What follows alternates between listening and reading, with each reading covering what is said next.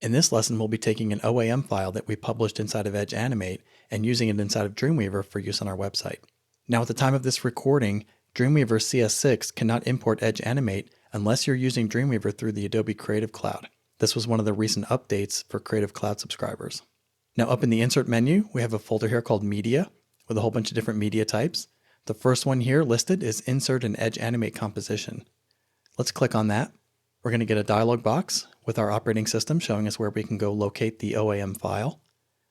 Let's come down to Exercise Files. Let's go into Chapter 17. And that first folder here, published from Edge Animate. Let's come into the Animate Package folder. Let's select myproject.oam and click Open. Now with our Animate composition placed inside of Dreamweaver, we can come up here and click on Live View. And then Dreamweaver will use its built-in web browser to show us the Edge Animate composition. Now one thing to note, when we talked about publishing OAM files, they're basically a zip file.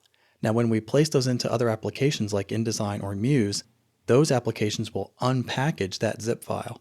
In the case of the web, we need to be able to see all of these files. So one thing I want to bring your attention to is if I move the document out of the way, and if we go back to the original folder that we opened the HTML file from, you'll notice that Dreamweaver has created a new folder in here called My Project. And if we open this up, we can see a config file and an assets folder. Inside of the assets folder are all of the files that the Edge Animate composition needs to run. All of the images, all of the JavaScript, and the HTML.